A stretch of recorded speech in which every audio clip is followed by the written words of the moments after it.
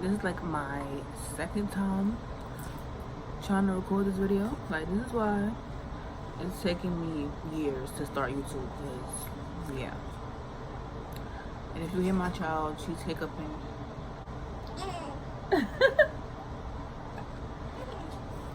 She has the hiccups bad right now. And if y'all hear something, I keep looking at the screen and I have to look at this. But anyways, if y'all hear something in the background, that's the AC. So let me just start the video. I got the paper because I wrote down everything that I need to talk about. So yeah. Alright, so it's okay. I fed her 2 different times and put her down 2 different times, and she still got her eyes open. Okay, so last Friday was when my water broke. Like Friday morning early, like at 6:50 in the morning. So I'm sleeping or whatever, and I just feel like this whole gush of water just like come down. Yeah. So yeah, so I woke up to my water breaking like in my sleep. Like I felt like a whole like gush of water in my sleep, and it woke me up. So I got up, I went to the bathroom. I used the bathroom thinking I just had to pee, and you just keep hearing all the water come down. Yeah, right, mama? Right, baby girl? So, can I finish this video? I'm not gonna get through this video. She's crying with hiccups. Okay, let me try to make this quick because she's crying and yeah, and got hiccups. So, I go now to call my mom and tell her like, okay, my water broke. I think it's my water breaking. I'm pretty sure it is. And she's like, okay, so let's go to the hospital. But me now, I'm thinking like, all right, I'm gonna just wait until like 1, 2 in the afternoon because I had an appointment or whatever. I had an appointment for my stress test and another ultrasound. At this point, I was 38. No, I was 39 weeks. 38 weeks or 39 weeks. So I had to get stress tests every week because starting at like 36 weeks because of my asthma. Like usually when you get stress tests every week, you like high risk, but I wasn't high risk. I just was in there for being asthmatic, so that's like automatically like high risk. But he didn't tell me I was high risk, but that's like one of the things they have to keep an eye on. So she's like, no, we're not gonna wait because if you guys know me personally, you guys know that, like my family and stuff know obviously, that I was born in the house. Bless you, pretty.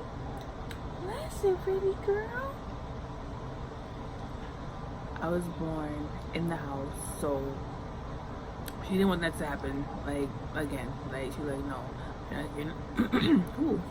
you're not gonna wait to your appointment to go into the doctor.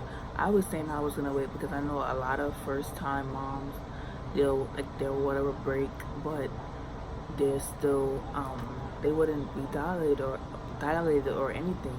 So I was like, you know what, I'm not having the contractions. All it was my water just broke, so I can like wait and see what happens, see if I get contractions, and then I'll go. But she was like, no, let's go now. And it's a good thing that we did go. We did, because when I got to the doctor, they signed me in or whatever, put me in the room, and they made me get checked to see how far along I was, how much centimeters dilated I was, and came to find out I was already 4 centimeters dilated. So they got the IV going in my arm. I know. They got the IV going in my arm or whatever, and then I had to wait for my room that I'll be delivering in. So at this point, like a little bit after the IV This is when I started, like, they didn't put like medicine yet, they just put regular fluids. But this was when I started to get the contractions. Now these contractions wasn't bad. Like the contractions that I started out with that were like 5 minutes apart were not bad at all. Like, I don't know if I just have a high pain tolerance. I don't know, just because it was just not starting out. I don't know. But these contractions just felt like regular period cramps, and I get bad period cramps, so that's probably why I bared it. But it was like period cramps at first. Then when they had my room ready, like the room that I'm gonna deliver in ready, they took me, and then it was like, you know what? They checked me again to see how far, how much centimeter dilated I was.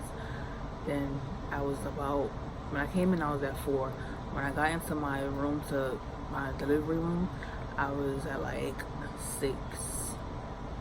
So things was like moving fast, like, but they still was like, okay, you know what, we're gonna put medication in your IV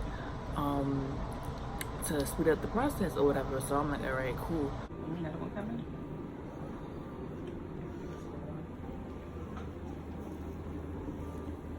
Oh.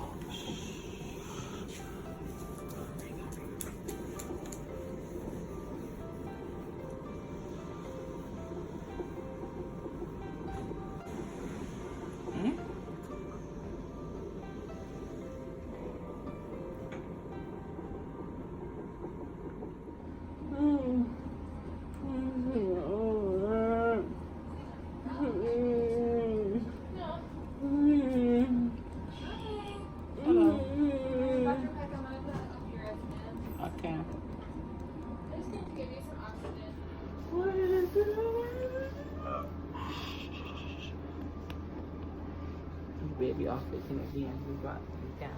Oh my gosh. When they did that, I wanted to cry. I didn't know what to do. I was like kicking my feet up. I was like kicking, squeezing my boyfriend in my mom's hand. Like, I didn't know, like, when that pain hits you, you don't know what to do. Like, it's just like mind blowing. Like, so the medication was what made the pain bad. Like, they got the contractions to be closer, to be longer. So I had to deal with that. I was in pain. It was really bad.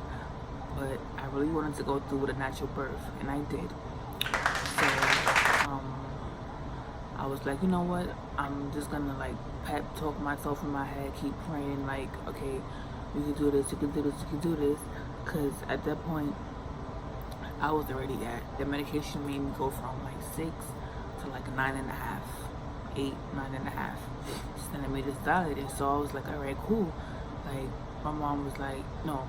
But at that point, I didn't know I was 9.5 centimeters dilated. But when I was like, oh my gosh, like, I need the epidural, I need medication. I was like screaming that out. But good thing, like, it was no doctors in there. I was just screaming it out because I was in pain and I didn't know like what I was saying, but I was just saying it.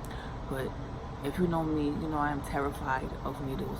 So I wasn't getting no epidural, no nothing. Like, if you know the size of that needle, then you know, like, you scared, then you know, like, you're not getting that needle.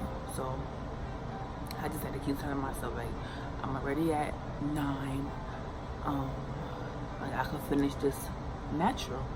So at that point, my OBGYN is like, okay, we can start pushing. Like, he put up like the, I don't know, like the things you put your feet up on when you go like to the GYN.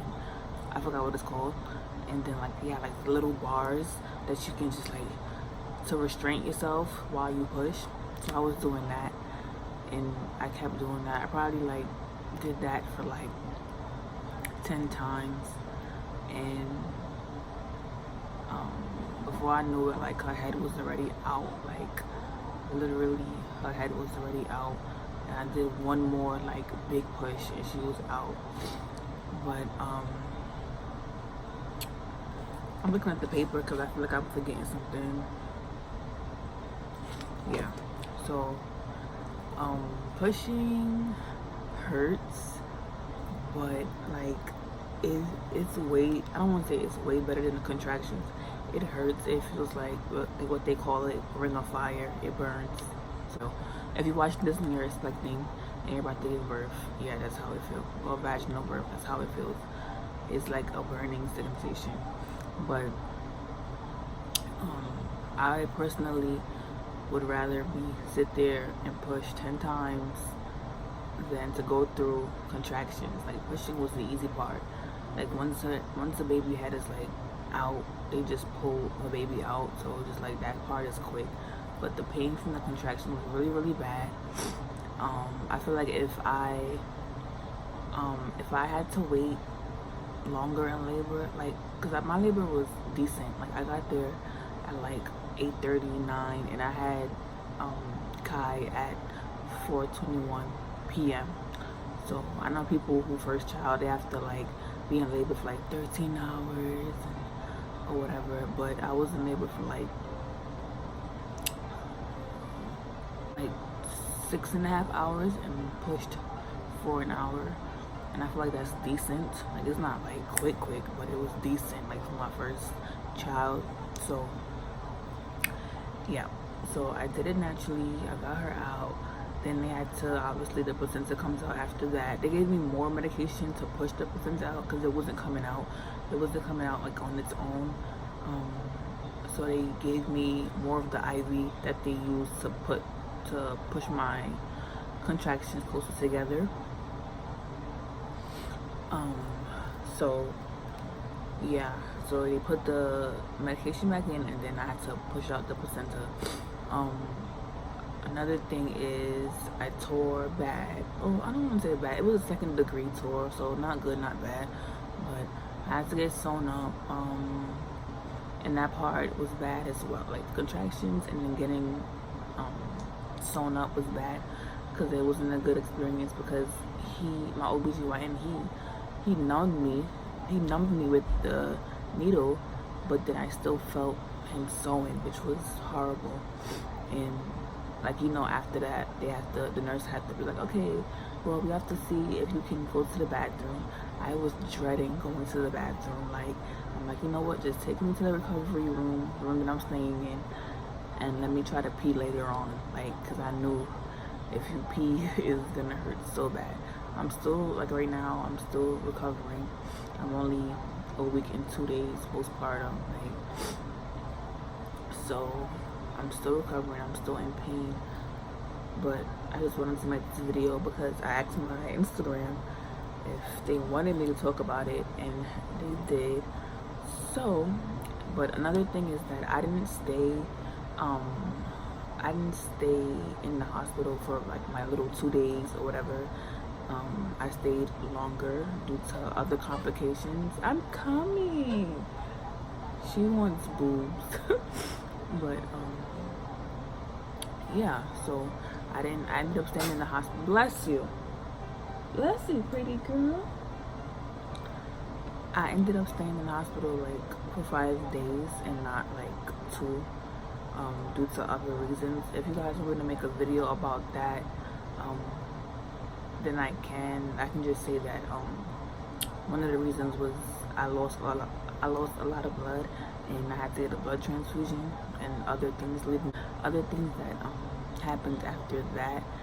If you guys want me to make a separate video on that, then I can. But this was like my general like labor and delivery experience.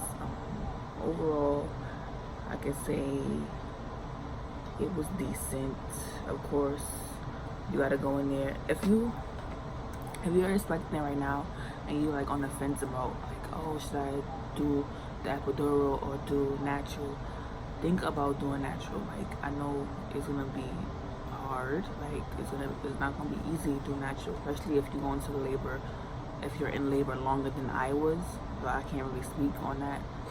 But if your labor lasts way longer than me, and you want it, then go ahead.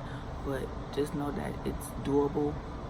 Like, our body was made to do this, so they didn't have no epidural or no other pain medication back in the days, like far back in the days. So just know that it's doable, and your body was made to go through all that pain. So, and an epidural will mess you up, I feel like, personally, mess your back up. So just do what you feel, and look at this girl got her feet through the crib.